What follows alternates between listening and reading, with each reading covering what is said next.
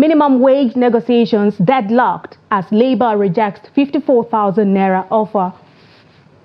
CBN raises interest rate to 26.25% amid soaring inflation. Kano Assembly moves to amend controversial Emir's law amid calls for Sanusi's return.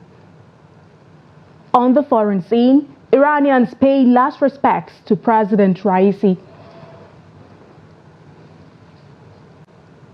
Hello and welcome to the Trust TV News Hour. I am Aisha Salihu, and on the news in detail.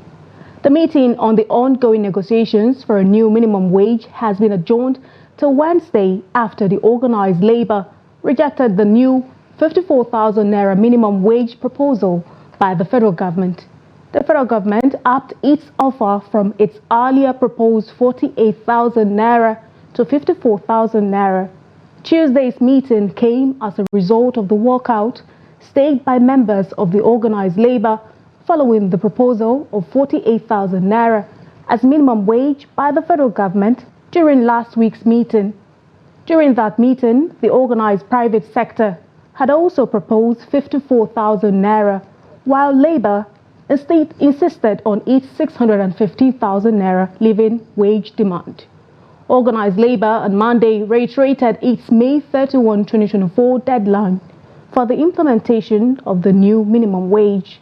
The national president of the Nigerian Labour Congress, Joe Ajero, insisted on 615,000 naira minimum wage, arguing that the amount was arrived at after an analysis of the current economic situation and the needs of an average Nigerian family of 6.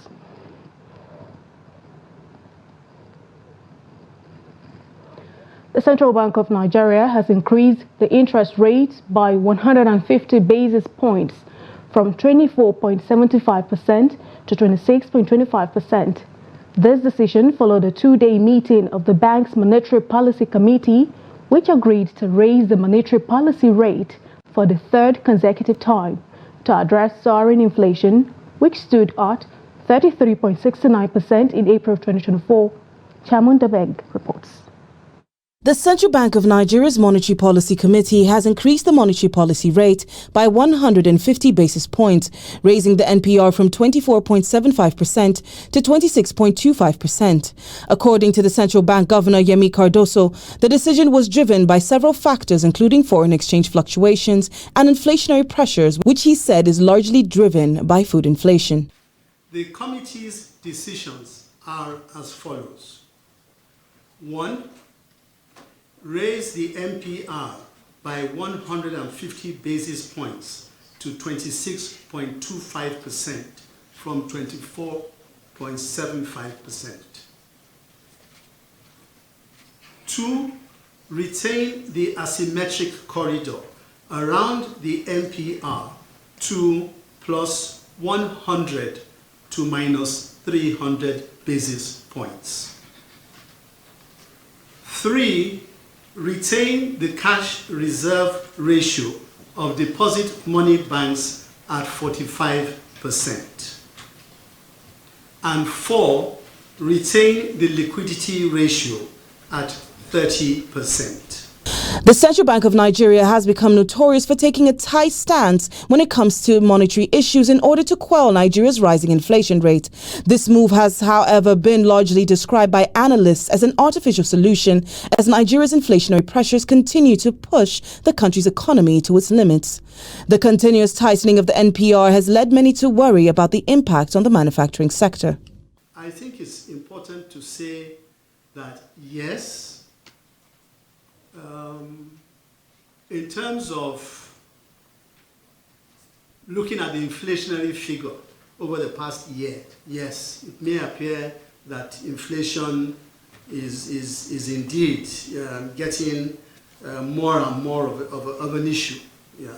And frankly, let me moderate that by saying that any kind of inflation, in my view, is an issue. So let me just moderate that by saying that. However, I think there is light at the end of the tunnel.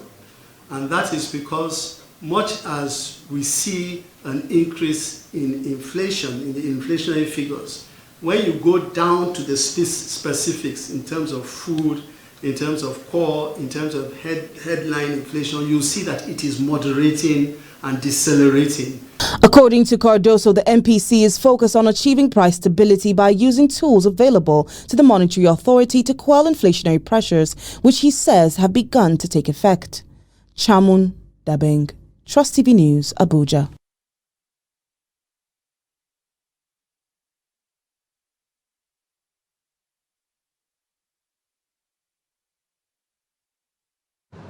And now joining us virtually is Mukhtar Mohammed, a financial analyst, to explore further insights on the effect of the monetary policy rate. Thank you so much for joining us on the news, Mohammed. Thank you for having me. Good evening. Now, I'd like to hear your thoughts. Looking at how bullish the CBN has been lately regarding interest rates, is it fair to say the current inflation is defying standard prescription at over 33%? Well, the CBN will want to always justify what they are doing. But if you look at what other nations that we started this race have been doing and what they've achieved, then there's no justification of a hiking rate. We started hiking rate when inflation was about 18%, and today inflation is 33%. So it's almost 2 years in, we've not been able to achieve anything. That's why I say there's moderation. I like the way he put it, even if the moderation was slightly, moderate. But again, when you have inflation, definitely that's what you have to do. But we should always begin to look at the peculiarity of our inflationary pressure. Is it largely driven by destruction in terms of, he talked about food supply. You and I know that it's not just food supply that is the challenge. Nigeria is not able to produce all it needs, especially when it comes to cereal, which almost all households need, like for children, and then we have not been able to produce that. And so we import a lot of those goods. And the exchange rate as it stands today is very high. So what is driving inflation in Nigeria, whether the CBN will want to say it or not, it has just been the exchange rate. The moderation that he's saying that we have seen was due to the downward trend of the dollar to the naira sometime in I think it was in April. So that is what we saw, that little moderation that we have seen. So definitely they know the problem of what we are going through. It's not just by hiking rate, by doing the copy and paste. We started this copy and paste of hiking rate with the UK, with the US. Today, inflation has gone down relatively in those countries. Even Kenya, the same thing has happened. So we need to look at inwardly and begin to do the right thing. In a situation whereby you are saying you are hiking rate, the cost of bringing most of the goods that your household needs, import duty is very high. You just keep on doing the same thing and thinking you have a different result. I don't think they are getting it right. They really need to address the core issue. What I expect the CBN to be doing today was to address the core issue of exchange rate volatility. Why did we see that rate come down? Why have we seen that rate go up? What are you planning to do to bring back that rate to where it should? And once that rate comes, I can assure you, inflation will naturally go down. Mohammed, you have stated that there is no justification for the rise in the MPR by the CBN, but I'd like to hear from you. What is the glass half and glass half empty assessment of where the Nigerian economy is going at the moment? It's not going well, especially if you're in business. What it means is that cost of business have gone relatively very high. Cost of funding has gone high. Overhead costs have gone high. So it's not looking good, especially if you're a businessman in Nigeria, because you will be borrowing between 34 to 35%.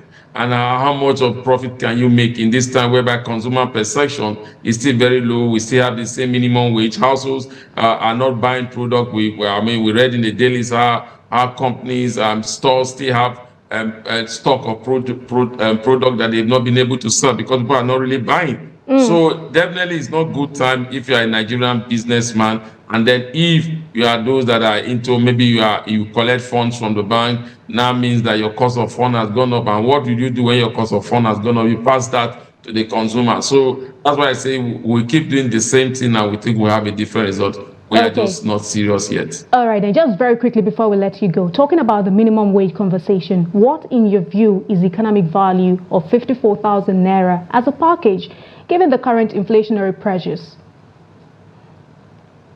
54,000 naira is more or less like you saying the exchange rate as it stands today is 1,500. So if you are paying 54,000 naira for minimum wage, that means you're talking like paying about almost like $30 for a minimum wage for a Nigerian worker. I jokingly said in the program, it was easy for the president to say subsidy gone. It was easy for the president to say float the currency.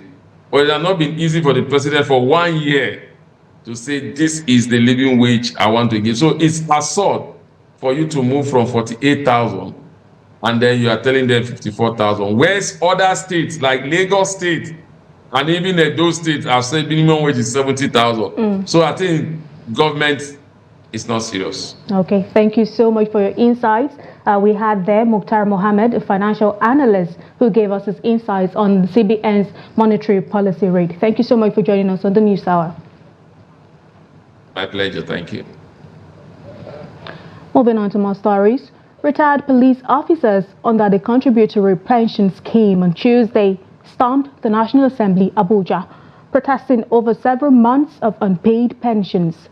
The retirees who came from the state chapters to participate in the protest decried the difficulties they had to face because the National Pension Commission had not paid their pensions. The report.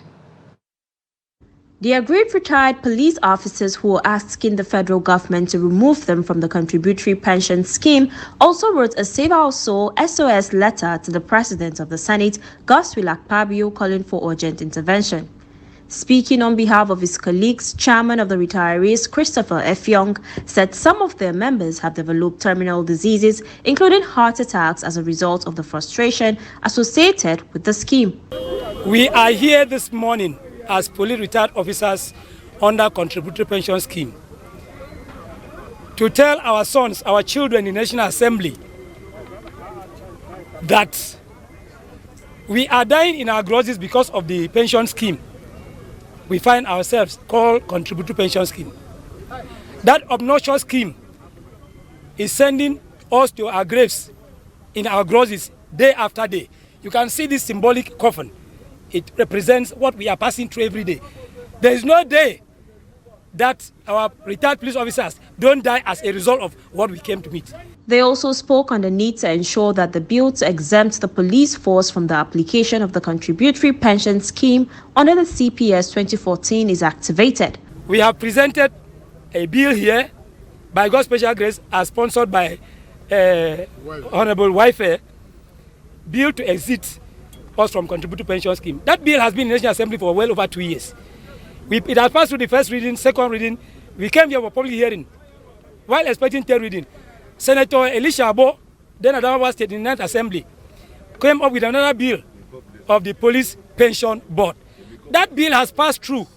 It has passed through the Senate since last year. It has not been easy because after serving the country for about 35 years, I was given 1.8 as my ransom, and then giving me 40,000 as every month pension.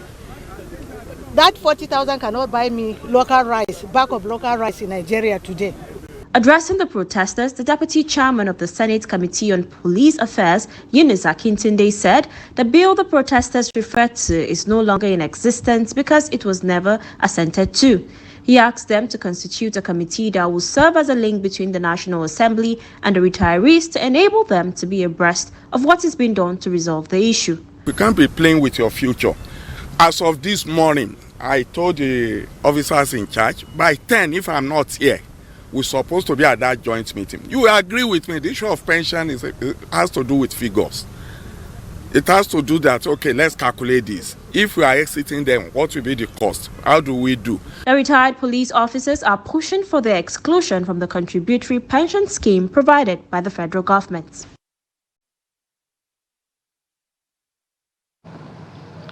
The long-awaited students' loan scheme will finally take off on Friday, with 1.2 million students in federal tertiary institutions across the country eligible to apply as beneficiaries.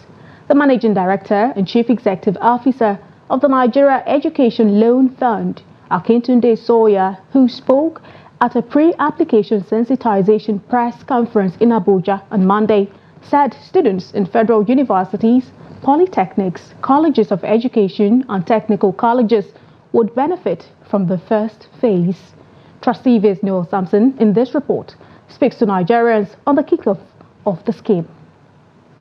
According to the chairman ASU, Modibo Adama University Yola chapter, Jibril Emaude, the scheme may not have the magic word to address the funding challenges for tertiary educations in Nigeria and called on the government to look for other means to help the students. As a union, we are not supporting this scheme because, as far as we are concerned, it's a scam. The first question I want to ask Nigerians, particularly our elites, our leaders, the political leaders, is that the same way the leaders before them handle their cases of education? How many people among them have collected loan from banks or from government to go to school? Why wouldn't them extend the same gesture given to them? We have enough resources in this country. All that our students need now is not a loan, but to give them more grants, more scholarship. How can you say you want to give loan to students to go and pay their school fees and other things that they want to do in a country where everything is very hard, in a country where education is not among the top priority list of the government? On the other hand, FCT residents have expressed divergent views on the loan scheme. No, I don't think it's good because 1 point, we are mature, and 1 point, before you know, it's already filled up. What of us that I don't think is okay, and only federal, even states, we need it also. I think as a student, in fact, it's supposed to be for everybody. As long as you're a student, you should be entitled to, no limitation. I think it's something worthy of appreciation because this is the first step, and then 1.2 million Nigerians. I think it's a good step, and then we believe that let's see how this one will run. Then the next batch, that one will include more students, maybe from states and other institutions like that. This is a very good and appreciable effort of the government. So everybody should support the government, should appreciate them so that they can do more. This is the first batch. The second batch can go to the private sectors. It's something that I think is a very worrisome thing. Why I say it's a worrisome is because if there's anything that is being set up like this in our country, Nigerian, we don't have people that regulate this thing. We don't have people that monitor these things. And that thing really actually will not work the way we are expecting for it to work. Nigerians are hopeful that the introduction of the scheme will help alleviate the financial challenges of the people. Noel Sampson, Trust TV News, Abuja. Now to the northwest part of the country. The residents of Kabala West in Kaduna's South local government area are appealing to the government to complete the road project started by the past administration of Governor Nasser El-Rufai. The residents say the dust they inhale from abandoned road projects is posing a health threat to residents of the area. Trustee Vice Bello Musa reports. According to the residents, the abandoned road project started 4 years ago by the previous administration. The work was abruptly stopped at the early stage of the project. This dust is the concern of the people in the area, which they reveal is posing threat to their health. You see, even in our houses now, if you go to our house, even inside the bedroom, dust everywhere. It's not good. Our children are suffering it. You don't expect people to be inhaling this dust over and over and over, especially the old people and those who have some form of illness. I'm a keke driver. Look at my keke there. I can't walk 8 hours because of this dust and damage of the keke.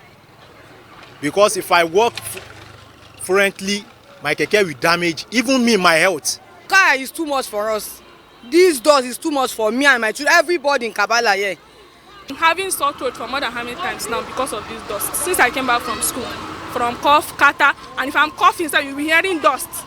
They have hopes that the present government in the state will speed up the completion of the project. So we're pleading to the government, at least they should come to our rescue. We're part of the government, so definitely they should come to our rescue and do something. We appeal to them. They should not, even if they want to play politics, it's not with people's lives. They should come and help the poor people. We are just begging the governor. They should just please and please. They should just pity us. Not even because of us, but because of the little children. They cannot play outside. Even though there is heat, we cannot sit down outside and receive fresh air. We are appealing to the government to come to our aid and complete the road. We are law-abiding citizens. Meanwhile, the Kaduna State Governor Obasani, during a town hall meeting, lamented that his debt, inherited from his predecessor, is making it difficult for the government to carry out projects. Bella Musa, Trust TV News, Kaduna. Now to security matters. The Nigerian Army has handed 350 rescued victims to the Borno State government at Mai Malari cantonment in Maiduguri. The civilians were recently rescued jointly with other security agencies and troops of Operation Hadin Kai after 10 years of abduction by the dreaded Boko Haram terrorists in Sambisa Forest. During the handover ceremony, the theater commander of Operation Hadin Kai, represented by Major General Kenneth Chibu, attributed the success of the operation to international partners and the support of the Borno State government, adding that it will continue remarkable records in the fight against terrorism in the northeast region. The people we are about to hand over today, totaling 350, 6 adult males, 135 females, 209 children were found in the Sambisa forest. This effort is a demonstration of the professionalism exhibited by the Joint Task Force. We do not join innocent people as this. We don't join them in the battle. The Joint Task Force, under the able leadership of Major General W. Shaibu, has remained resolute to the accomplishment of its mandate, which is the return of normalcy and restoration of socio-economic activities across the northeast region of Nigeria. It's a usual process for us to receive vulnerable women from the Nigerian army and took them to Bulunkutu for MHPSS and proper documentation. Then after they were trained in virus case acquisition, we trace their family and reintegrate them to their communities and family. And to the Federal Capital Territory, the FCT Commissioner of Police, Benneth Igwe, has stated that to better secure the FCT and Nigeria, the Nigeria Police Force needs more personnel and advanced technological equipment. He made this remark while answering journalists' questions during an update on the security situation in the FCT. Like the police is doing recruitment now, they're about doing recruitment, we need more personnel. And the IG is doing everything possible to ensure the recruitment is moving. So, any minute from now, we start our training. We just finished the recruitment, we start our training because we need more manpower. The IG is currently working seriously to ensure a lot of technical equipments are brought into security. We use drones, we use all in order to ensure safety. So we need all those gadgets to help us so much, like CCTV cameras, one-to-mount in certain places. All of them are what we are begging that it should be done, so that more safety will be accorded to Abuja as the capital city of Nigeria. Abuja has been very safe. and they will continue to remain safe. And we have done everything possible to ensure the safety of Abuja, because we know the terrains, we know the terrains of the bandits, we know their routes, we know their modus operandi. So, and that's why we have succeeded in keeping Abuja and making it safe. We don't care how the armed robbers or the bandits feel, but we are telling them we are dominating everywhere, including the bushes from where they move. Recently, I have brought in, because they used to move with the Bija motorcycle, I have brought in the Bija motorcycle. So I have taken over the mountains. So, and that's why anyhow they enter, we must conquer them. So we have neighbors, very terrible neighbors that are crime prone, from Kaduna to Niger to Nasarawa to Kogi. We are aware of our boundaries. So, and that's why what we have done is to ensure the safety of everybody in Abuja. I want to assure and inform every resident that we are still on top of every situation. Still on security matters, and now to the southeastern part of the country. Operatives from the Imo State Police Command's anti-kidnapping squad have successfully rescued a pregnant woman and her 4-year-old son from a group of dangerous kidnappers in the state. Trasives Ajibade Praise has the details in this report. The squad, led by their commander, Assistant Commissioner of Police, ACP Oladimeji Odeyeyiwa, raided the kidnappers' den and freed the victims. Among the items recovered from the gang were 2 pump-action guns, a live tortoise, India hemp, live cartridges, stolen vehicles, various masquerades, and others. Gentlemen of the press, these 2 pump-action guns were recovered by operatives of the Command Anti-Kidnapping Unit following an intelligence-led operation that was led by the Commander Anti-Kidnapping, CSP Oladimeji Odeyeyiwa. We equally recovered live cartridges from them. And once again, this underscores the commitment of the command to hunt down criminally minded elements in this state. The victims expressed gratitude for the gallant efforts of the police and shared their ordeal in the hands of the kidnappers. I sat down, like 15-20 minutes, I get some energy because my one eye was about to close. And I climbed down here, back to the main third road. Still bleeding? Still heavily bleeding. And I climbed the hill. That was around, I don't know the time, but it was late. When I started walking, I saw a building with light. I went there, nobody answered me. I went to the other building. Midnight, I knocked. One man came out from the side. He said, kidnappers, they arrested me. They took me from Mbudi. Please, can you help me cut the rope? The man now from his house. He cut the rope. My hand was behind. He cut the rope with his knife. Met me in that bathroom there. As they successfully opened the door, they slapped me. That's what they did. The first thing they did was slapped me. They even said they would shoot me. They carried me immediately, went downstairs, went to the road of our village. They sat me down on the floor there. I was being beaten there and they started asking me for my gold. They started asking me for my husband's gold. That where is my husband? I told them that my husband is not around. That I'm the only person in that house with my son. Henry Okoye reiterated the command's strict policies as instructed by the Commissioner of Police, CP Aboki Danjuma. He warned all criminals in the state to repent or relocate, emphasizing that the command will continue to maintain zero tolerance for crime. Ajibade Praise, Trust TV News, Owerri.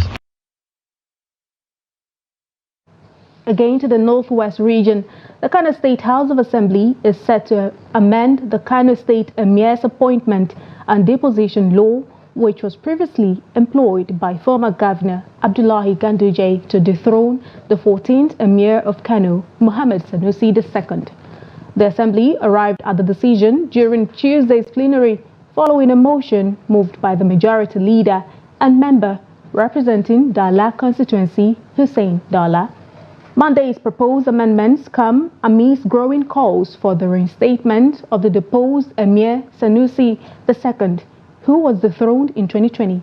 The dethronement followed the 2019 amendment that divided the historic Kano Emirate into 5 distinct emirates creating Rano, Karaye, Gaya and Bichi Emirates, and appointing first-class emirs to lead them. While presenting the motion, Dala stated the need to revisit the emir's law has become imperative to address the issues that have arisen from the 2019 amendment. Reactions continue to trail the approval of capital punishment for drug traffickers in the 2024 amendment to the NDLEA Act. The Senate, in reviewing the 2024 National Drug Law Enforcement Agency Amendment Bill, opted for the death penalty for drug traffickers instead of a life sentence. This decision has sparked debate, particularly given that Nigeria already has over 3,000 inmates on death row awaiting execution. Trustee Ibrahim Ismail has details of the story. Debates on whether capital punishment serves as a deterrent have persisted for centuries. It is not unusual for the Nigerian Senate to argue over imposing the death penalty on drug traffickers while reviewing the 2024 amendment to the NDLEA Act.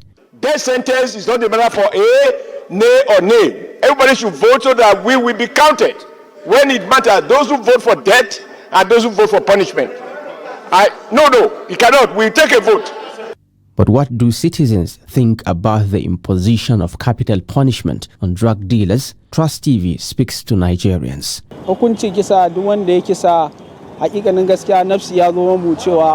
Whoever kills someone should be killed. But now, killers go scot-free. We don't know why.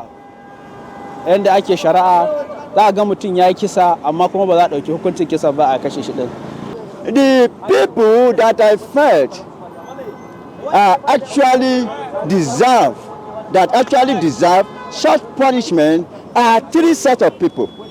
Number one, corruption. Because corruption kills more than bandits. Well, where I will be having problem is that if we introduce it and now because maybe they will say this one, let's just execute him. They will plan against him and execute him.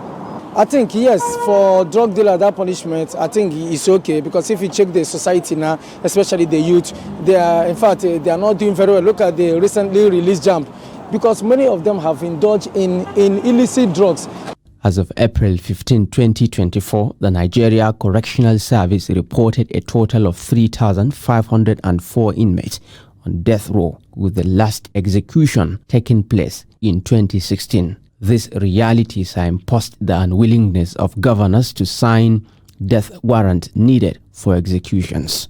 We reached out to a senior advocate of Nigeria to discuss the skepticism surrounding the executive's reluctance to sign the execution of convicted criminals.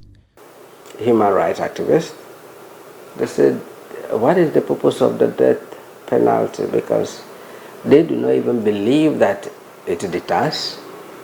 They found out that some people have over time been unjustly committed to prison.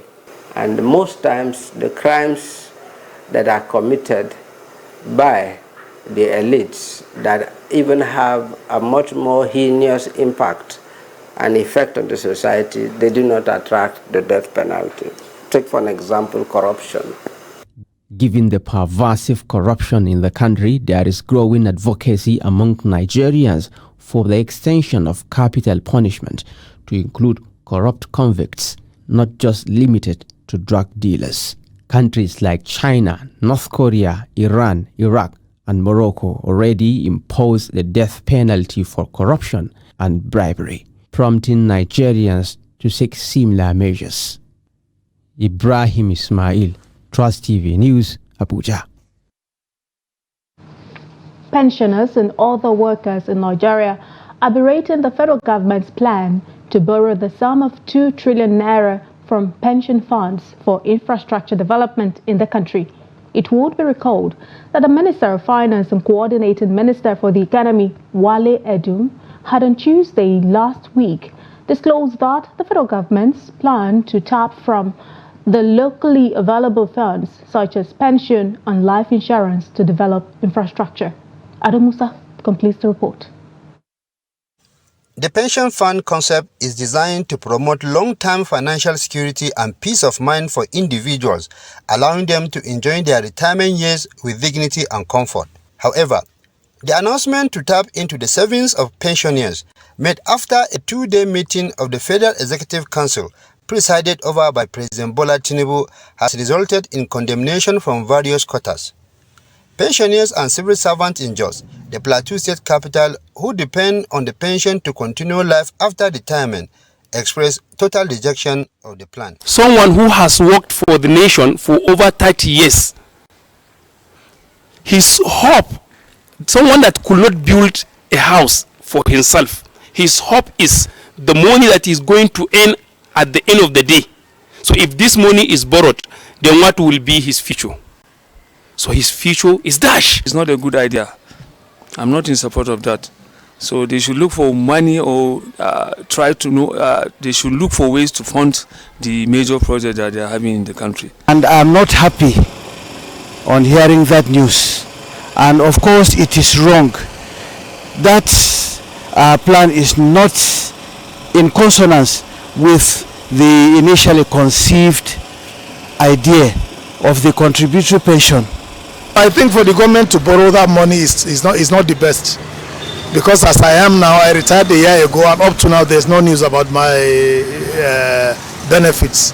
So I think it's bad. They should look for other ways of borrowing money to fund the infrastructure.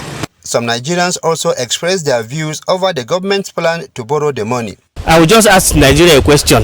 The ones they have borrowed, what have they done with it? We only hear they borrowed money, but what they did with the money, we don't know. So I'm not in support of them. From my layman's position, that I want to suggest that government should back out from that plan, because it may not be invisible in the sense that at the end of the day, some workers will benefit from the agenda. The issue of federal government going to borrow the pensioners fund is completely out of place. If we are looking at many retirees have died without accessing their money. Some of them cannot even afford to feed their families, and this money is kept in the bank. That means that the federal government is aware of the disaster they are setting up. Where will they go? And there are other means of getting money to finance that project. It is common knowledge in Nigeria that pensioners struggle to access their savings, with many reportedly dying while waiting to receive their pensions. Ado Musa, Trust TV News, Jos.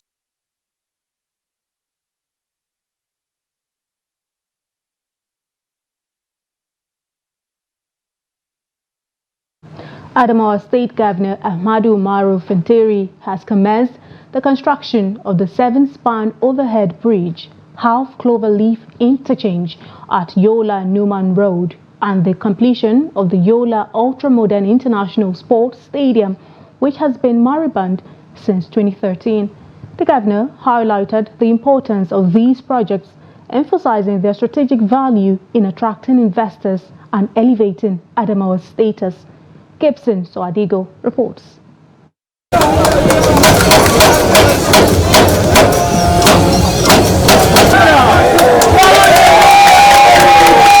Upon completion, the flyover projects initiated and executed by Adamawa State Governor Ahmadu Umaru Fintiri will total 5.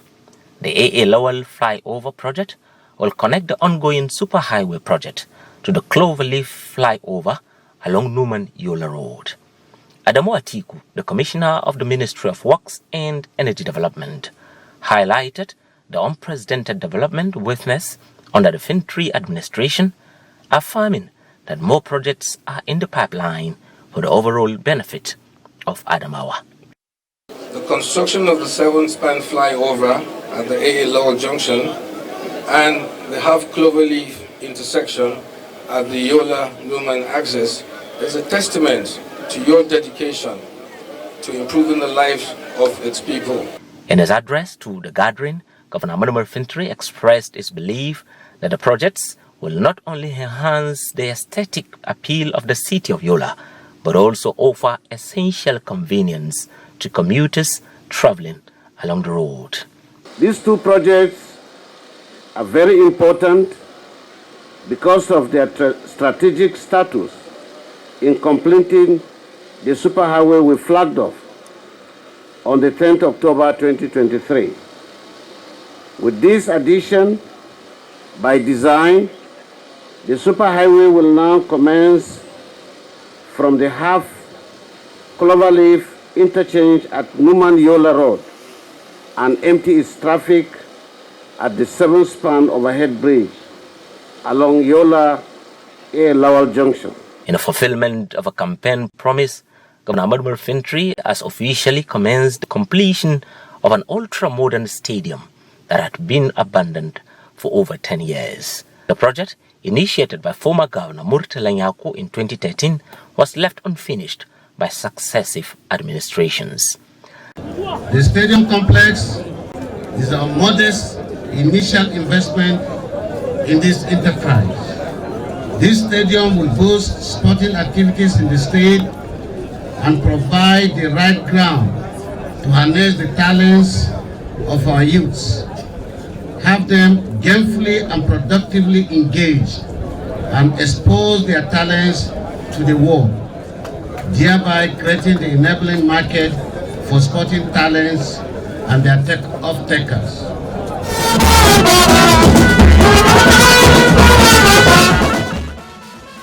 The state's Youth and Sports Commissioner announced the 4.7 billion naira project's 15th-month completion target.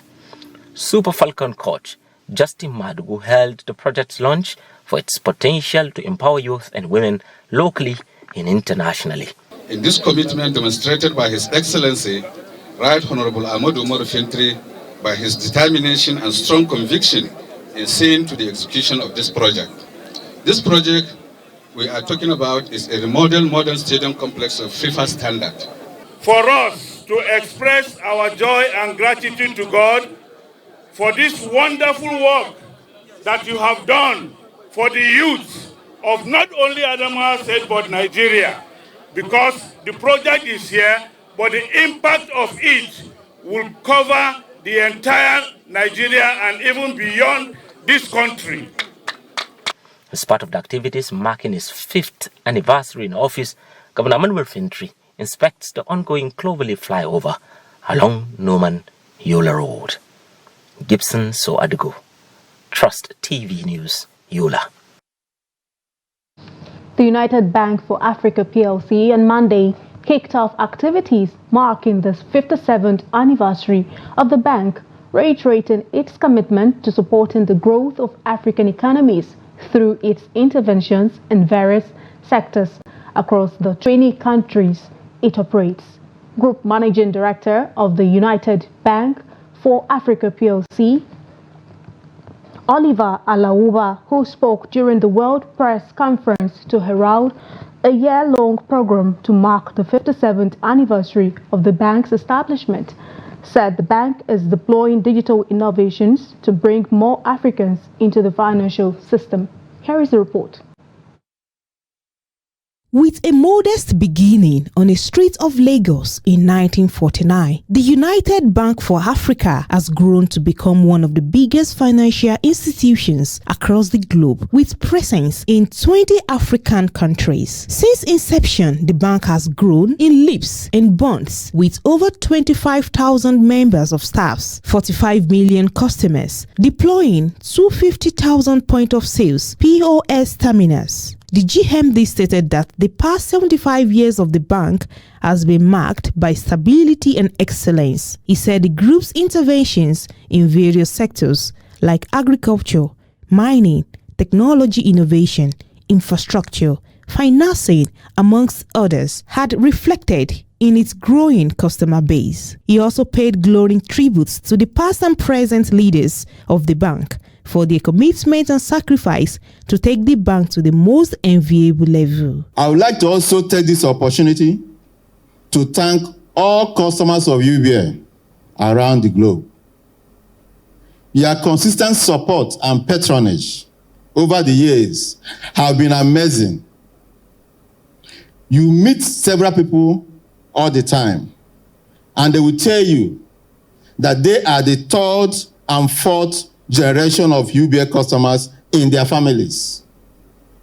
that their grandparents and parents were customers of UBA, and their children currently carry ATM cards enrolled in a mobile banking platform and Leo chatbot banking. This is the strength of UBA.